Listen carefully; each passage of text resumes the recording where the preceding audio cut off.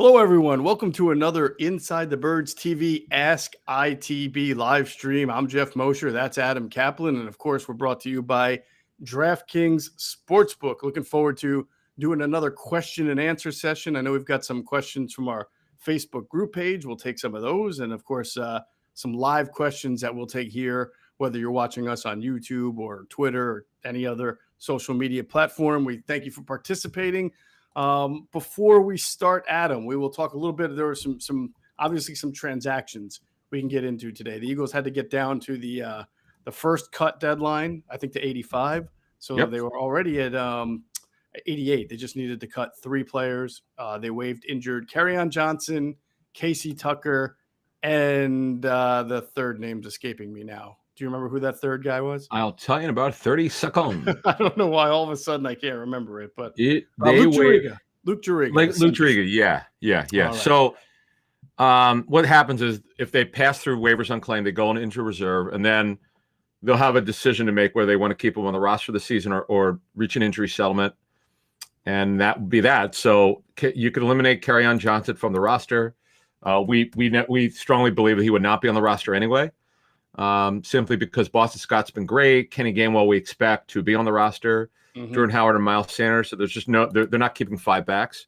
So Gainwell could return kicks. So it's kind of the running back positions to me is pretty settled, but there are a lot of positions where there's going to be some maneuverability.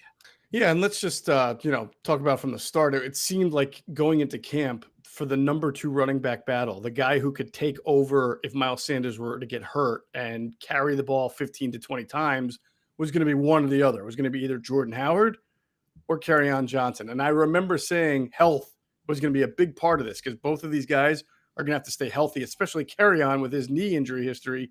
He did not stay healthy. That's why he was waived injured. And therefore, Jordan Howard had clearly looked like the more, I don't want to say dynamic because we know he's not like an explosive back, but he looked in good shape. We had heard he had impressed in coaches and OTAs, and he came into training camp ready to go. Saw him get the ball a lot in the first few practices, and you could tell right away he was the guy. It was his job to lose, and he certainly didn't lose it. And Kerryon Johnson obviously could not go and get it. Right, though I would say Boston Scott has been terrific. He's well coached by Jamal Singleton. They're just everything's doing. Sanders has had a very good camp in terms of running the football, catching it. We know the hands are inconsistent. We've outlined this on many shows that this has been a problem. But in terms of running the football, he has no peer on that team. It's not even remotely close. He's special, elite as a runner.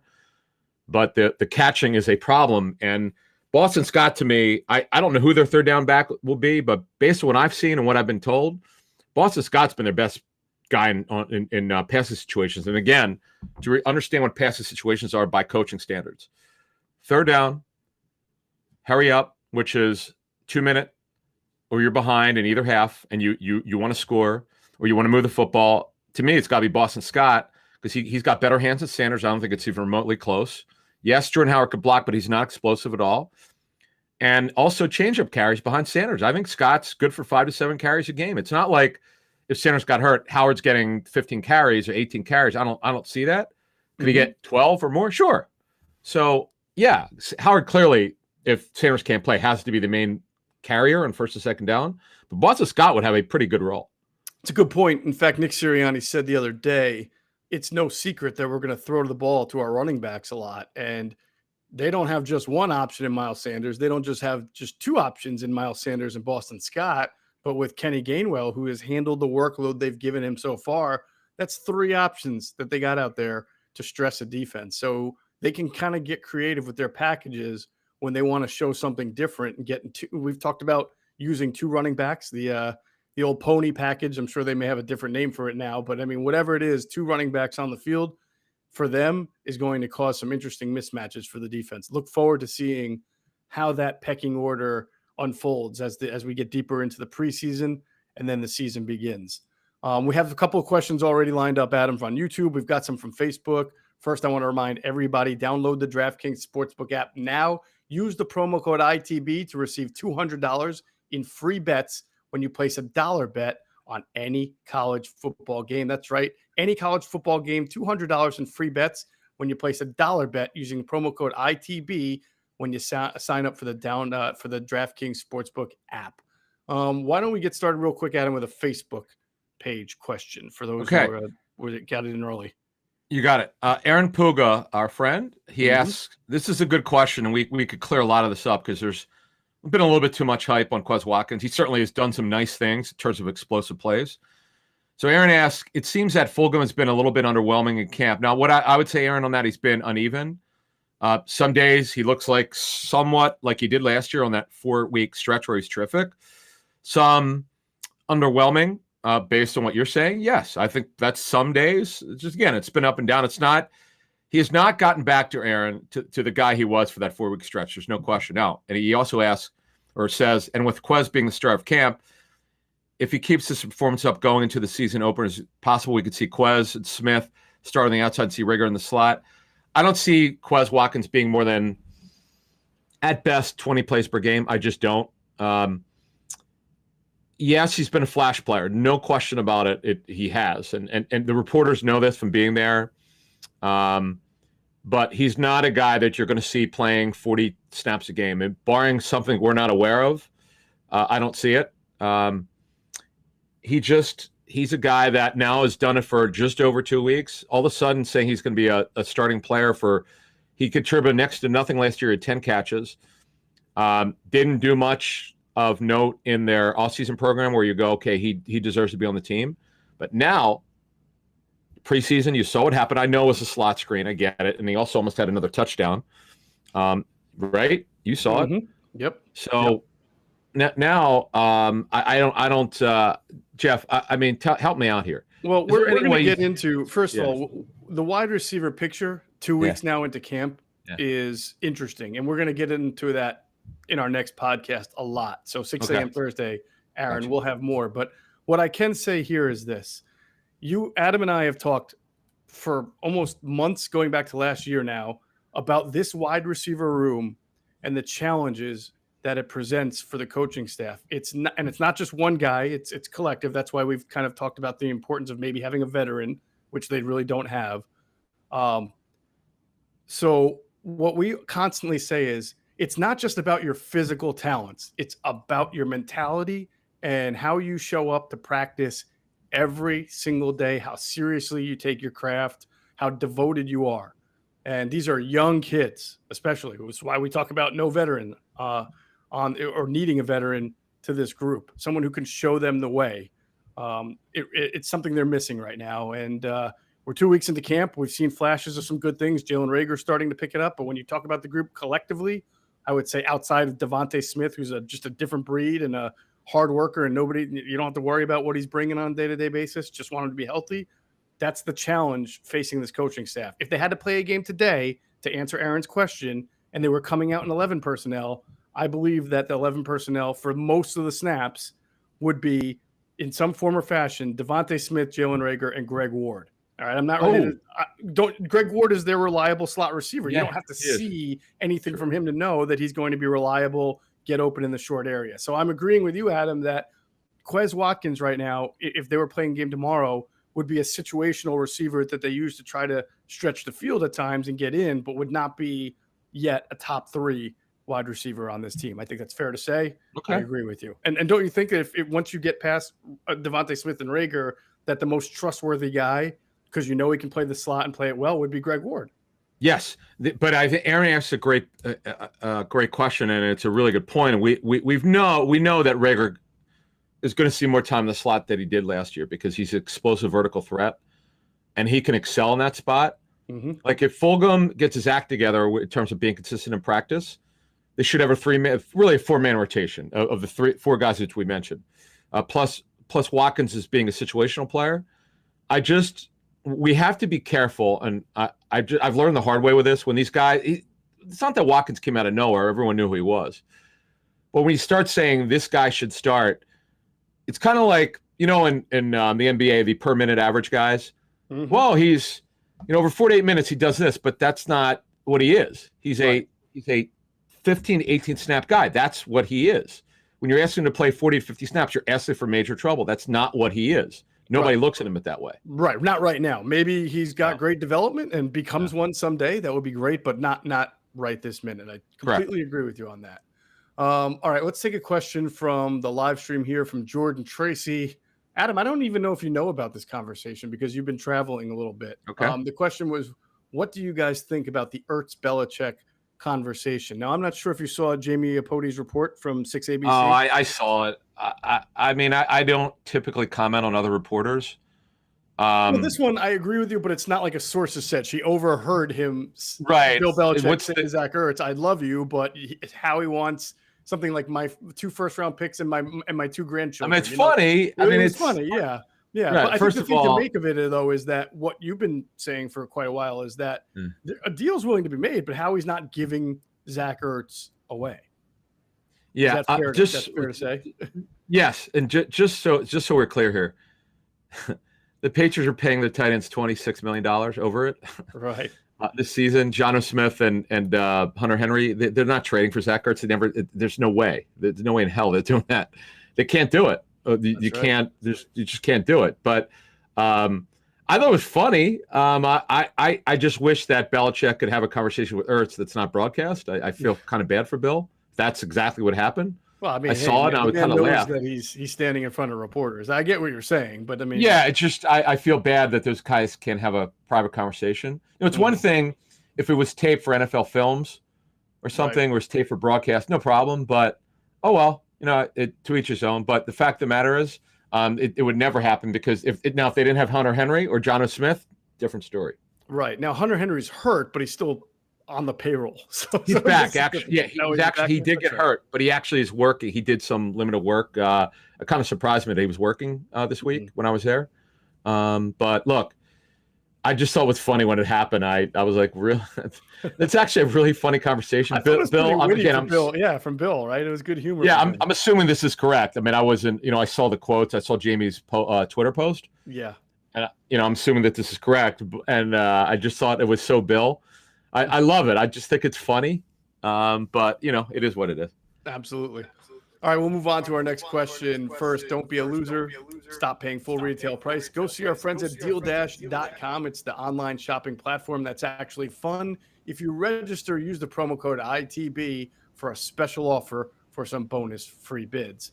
All right, Carl Stevenson, big friend of the show, wants to know, what do we see happening with Jackson or some of the late round offensive line picks? I'm guessing he means Teron Jackson. He can clear that up for me unless there's somebody else that he's thinking of. Teron Jackson has played well for a rookie. Yeah, him and Pat Johnson. Him and Patrick Johnson. Right? Him and Johnson, right? We mentioned that in our last podcast. Yeah. Two day 3 picks on defense who, as you look at them now, are fighting to make the 53, and you probably think that they'll have a good chance to make it because this coaching staff was high on them and drafted them. So, Teron Jackson, good. Even I think Patrick Johnson's a guy that people should watch here in this second game against the Patriots. He's playing that Sam position, which can be a pass rushing position. It can be a, off the ball linebacker position. It can be a whole lot. And he is a high IQ player, very intelligent, great character. And they've been really impressed with what they've seen. And as Adam, as we know, at linebacker, after the top 3, there's opportunity for somebody to flash and make this team here. No doubt. Look, I am so looking forward to what John Gannon does. They're not going to show anything. Trust me on that one. They're not going to show anything. And they don't want anyone to know. We all know. They're going to be a lot of disguise. They're a 4-2-5 team. When they go to 3 linebackers, Avery is, I don't want to say he's the starting Sam linebacker, because they're not really starting 3 linebackers. Because that's the way we've understood it since February. But they have this role when they decide to use the Sam. Avery, Osman, whether it's Teron Jackson or Patrick Johnson, whoever it is, whoever makes it, those guys have a chance. Now, Kerrigan, I know he's had the thumb injury. I get it. I saw him dressed. I was not looking to see if he was on the field or not on Tuesday. But I do wonder what his role will be with the thumb. Once he's back practicing fully, doing everything, we know he's going to be standing up, whether he's at linebacker or DN and playing on the ball, because they're not going to drop him to coverage very much. Right. But I do look forward to seeing how he's used. I'm still fascinated to see, and we probably won't really see the full John Gannon style until the regular season because he's been vanilla so far. But they are going to be a nickel defense like a lot of teams are. They want to be 4-2 10, right? 5. 4-2-5. I'm sorry. Yes. But if you think about it, Jonathan's been playing a lot of 2 shell coverages, 2 deep. I mean, the safeties aren't that deep, but they're kind of sort of aligned in the same spot down the field.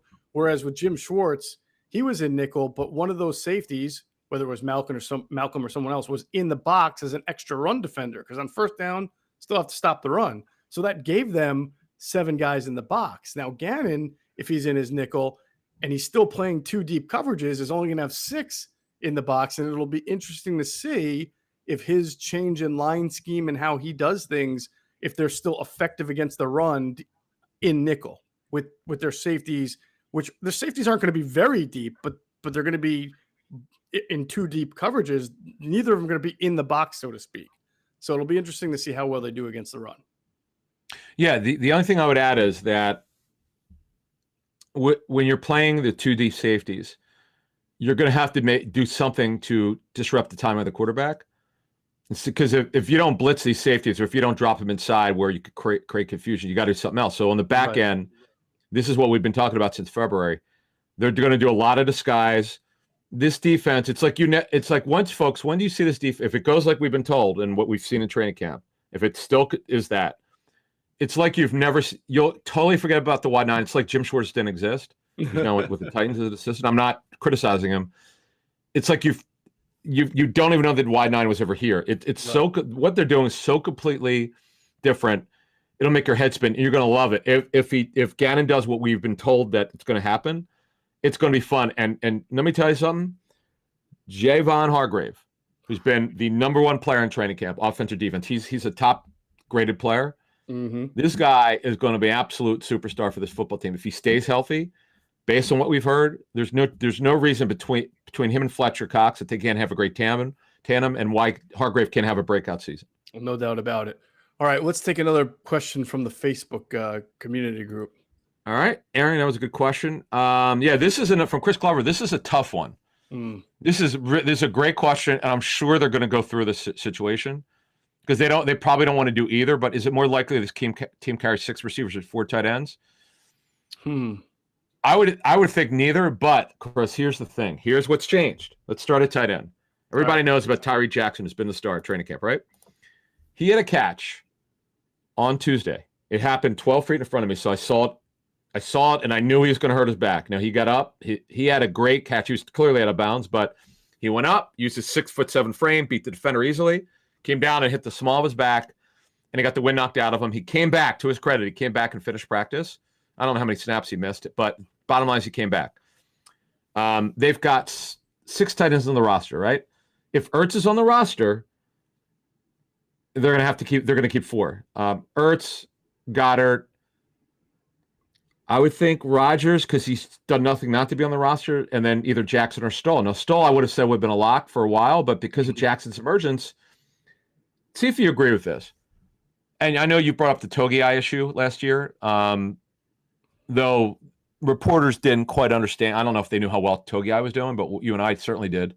Mm-hmm. And that stung them that they didn't get him through waivers. But here's the question: do you think if Jackson does well, he did well in game 1, and if he does well in game 2 and 3, and he continues to do well does well in training camp, do you think there's any chance they waive him? I do. Really? Think there's a chance. Why? Yeah.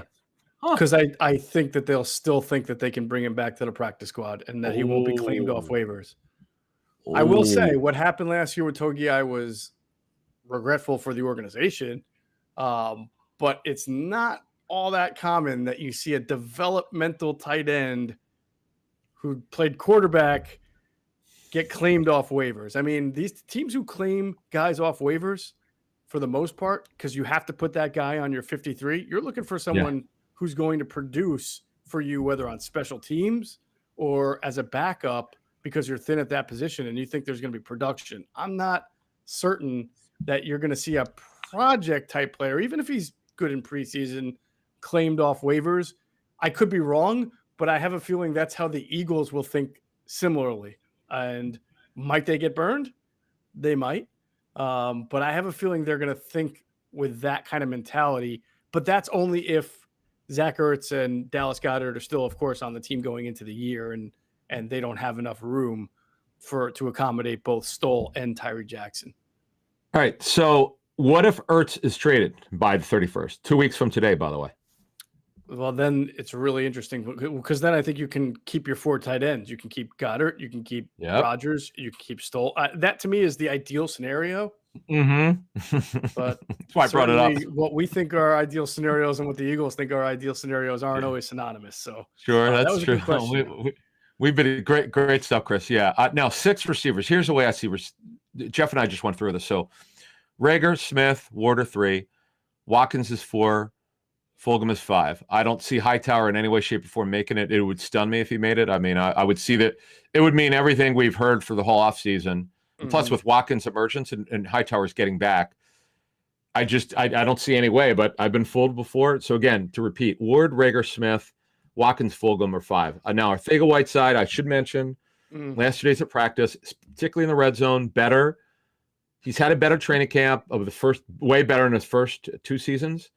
Is enough to make it. I don't see it, but maybe they think differently. We'll see. I don't see. I just do you think they would keep 6 receivers? Is there a reason to? No, you have to keep 6. You only keep 6 receivers because 6 receivers merited being kept. You don't keep a 6 receiver just because you want to fulfill a number, right? I mean, right. No, I don't see them keeping 6 receivers. Good point. Yeah, and I will add on to your Arcega-Whiteside comment that. In the game against the Steelers, he made a tackle on special teams, which if you're going to make the team as a 4th or 5th receiver, you've got to play special teams. It's not an area where he's contributed in the past, but perhaps if he's really, you said he's had a couple good practices and in the red zone. Better. And if he can continue, better. And if he can do something on special teams, let's face it, he doesn't have to do a whole lot to prove himself because right now when you're looking at that 5th, 6th receiver spot, I mean, there's not a lot of great options. So if he can prove it to be somewhat useful on special teams, that would help him. That's all I got on that.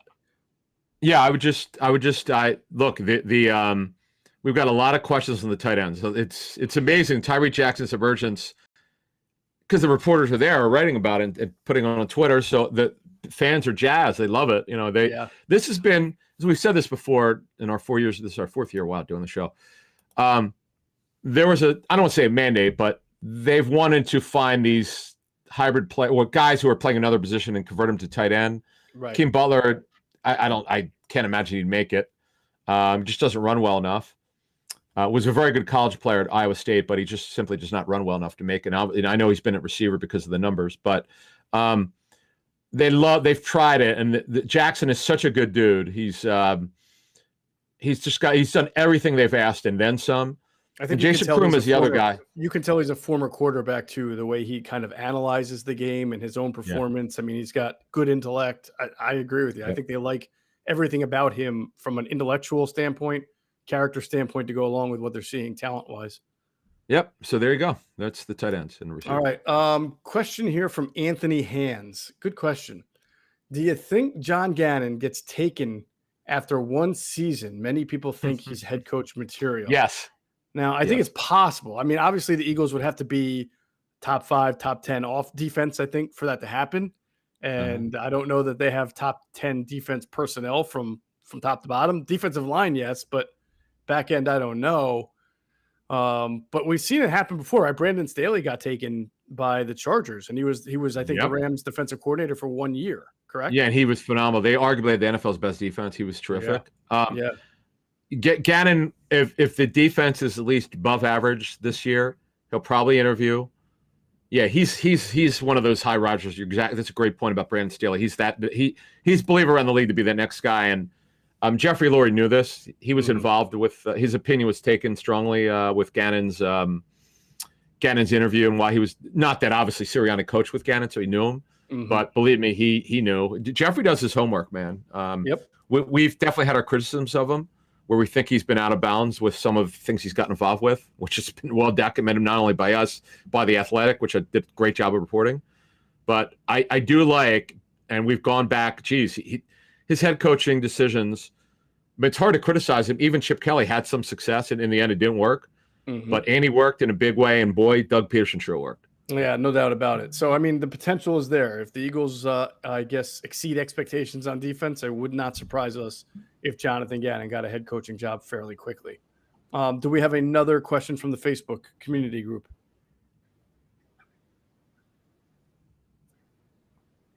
Yeah, Anish, David, we know Anish. Which position group is more likely to see help? Wait a minute. It's just hang on. It's just Anish, where did it go? Oh. Okay. I just saw it. I don't know what happened to it, but what positions could be need like help at the 53 deadline? Maybe guys who are cut. Good question. Potentially a veteran receiver, I would think. I'm just sort of doing some speculation. Why? Safety. Potentially, but let me receiver though, just because they're so young and undeveloped. They just need a leader in that room. I know Devontae Smith, he's a rookie and he's not the most vocal guy. He's just a leader by example. I think that would be one. Just looking at your question, it's a great question. I didn't thought about that yet. Safety.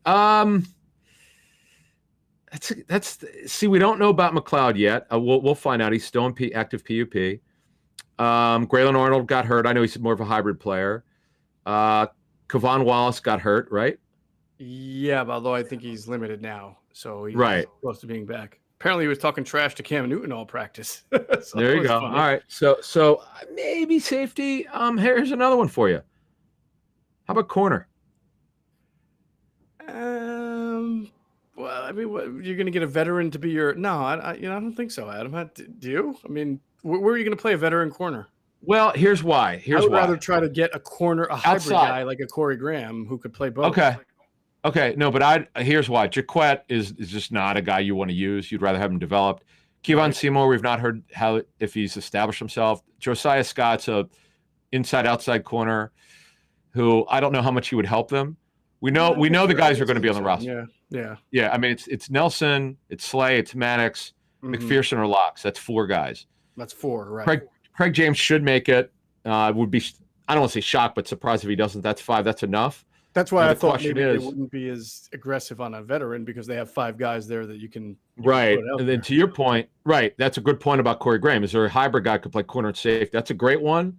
These guys are hard to find, but you know what? Corey Graham made a living in it, right? Yeah, sure. I mean, they are hard to find, but then you go out there and there's maybe 2 or 3 that you just never think of who are. I mean, I couldn't when they signed Corey Graham, I had totally forgotten about Corey Graham. Oh, Anish wants this. Another great question. Follow up to Anish. Okay. Although I don't see it happening because I think they're in good shape. I can't believe I'm saying this, but you know where I'm going, linebacker. Yeah, I mean, I could see something.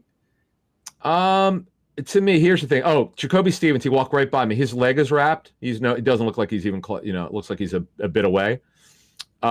Here's the way I see it. Avery's 1, should make it. Wilson's making it. Singleton's making it. It's 3. TJ Edwards he's been very good. 4.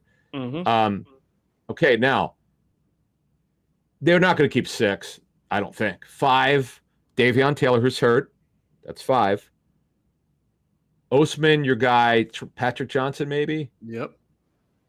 I don't see Sean Bradley. He's a special teamer. Don't forget Jannard Avery. I mean, he's probably going to make the team. Just I don't know how do they consider him a linebacker? All right. So the question is, do they keep more than your traditional 5 linebackers because now you have some stand-up linebacker pass rushers like Avery and Kerrigan? So they consider it more like you keep 7 linebackers but only 3 defensive ends, whereas in the past they might keep 5 defensive ends and 5 or 6 linebackers. You know what I'm saying? Ooh, here's okay. This what you just brought up really complicates it for me because Milton Williams could play both end and tackle. Though my sense is based on what we've heard, he's going to play more inside than outside. So Avery has really been only at Sam. Obviously, if something happened at DN, he could play because that's what he's been for a lot of his career. But Avery is their number 1 Sam linebacker. That's what we were told coming into camp. Nothing that's happened other than his minor injury. He's back, working limited, but he's working. When they go to that Sam package, he should be the first guy. Now, in the end, Anish, on your question, if there's an upgrade, look, as we learned from Bill Pullen, you always bring in an upgrade. If there is, sure they could do, but someone's got to go. I can't see 6. I just can't. Yeah, I don't know how they're going to count the numbers there. I don't know if they count Yeah. Sam linebackers as pass rushers or as linebackers. So at that point, it's hard to do the numbers. But you got to think a couple of those pass rushers will, like you said. I think Avery will be on the team. Kerrigan should be on the team. So those are two quote unquote linebackers right there. At the end, I think what you're going to see is Patrick Johnson and Sean Bradley and Rashad Smith. All three of those guys kind of grappling it out for kind of that special teams / reserve linebacker role. And if they had to do it today, I almost think that they lean toward Patrick Johnson. But there's plenty of time left, and we'll see what happens with that. All right, everybody, make sure you're checking out our friends, Sky Motor Cars. You can visit them at skymotorcars.com. Whether you're buying a vehicle, selling a vehicle, they got all the top cars you're going to want. And if you're selling one back, they're giving the most money. So please check out our friends at skymotorcars.com. We'll leave it real quick. A question from Michael Moses. Any news on how Landon Dickerson is doing? I just always see him working out still, rehabbing. Obviously not ready yet to come off PUP, Adam, or is it NFI? He's on NFI, actually. I need to check on this. I got a tip that I want to make this clear. I'm not reporting this. I just got someone said something to me who might know that he would be on the active roster and they would just work his way back on the active roster. But I need to know if that's correct. Right. That would indicate that he's doing well, that he's on schedule to contribute in the first half of the season. I just don't know that for a fact. Right. So if he started off on PUP, he would have to miss the first 6 weeks. Correct? He's on NFI. Yeah, he's on NFI. NFI, yeah, but you're right. Right. Same thing though. Honestly, the only reason why he's on NFI because he had a pre-existing injury before he was drafted. Right. Which is called I don't know why they. But this is the thing I hate about it. It's called non-football injury. It's a football injury. It is a football injury. It should be non-professional football injury. Maybe called the NPFI. Right. Come on with a better name for NFL. Really, seriously, call it PFI. Really, Jeff said pre-existing, pre-football, pre-team injury. PT. Non-professional football injury. NFI. Right. That's a little long though. So yeah, we'll see. Like Jeff said, I mean, I was looking, and he was rehabbing. So. Tell you what, though, just to sum it up, I know I had a bunch of questions on Twitter. I had not responded because I've been traveling, as Jeff said, like crazy. And my hair, as you could see, is frizzed out from the stress of canceled flights like crazy. The one thing I would answer on the Pittsburgh game, we did our show, and we've gotten some good feedback from sources on kind of what the tape looked like. If these guys stay healthy, and obviously Mailata's been the star camp. Lane is all the way back. Brooks is healthy. The hamstring's fine. Obviously, he was able to play 5 snaps. He's good enough. Samala's back. Just if these guys could just stay on the field, this offense might be a little bit better than I expected. Obviously, Ertz plays into that. Sanders and got to stay on the field. And there's so many questions about the pass target group in terms of staying healthy, being consistent, all that. But when you're, as Joe Banner's told us so many times when he's come on our show, half the battle is being strong on the lines. Offensive, defensive. Their D-line, their starting unit. Now, when I say starting unit, Barnett and Sweat rotating at right defensive end. Cox and Hargrave might be the best tandems if Hargrave does what we think. And Kerrigan, whatever he contributes at DN as a pass, whatever stand-up pass rusher, whatever you want to call him, and Graham. That's a heck of a line, really. Absolutely, strong in the trenches, gives you a chance to compete every single game. All right, I want to thank our sponsors, Deal Dash, DraftKings, Sky Motor Cars. Of course, want to thank Jimmy Hyden from Rebel Hill Productions helping us put this all together. Thanks to all the people who are watching, who submitted their questions, and thanks to those who submitted their questions on the Facebook group community page. Our next podcast will drop Thursday, 6 a.m. We will have the preseason game against the Patriots kind of previewed. We'll recap the joint practices, and of course, we'll let you know what we're hearing and seeing on Everything Eagle. So thanks to all of you who have participated. You've been watching another Ask ITB live stream on ITB TV. Catch you on the next one.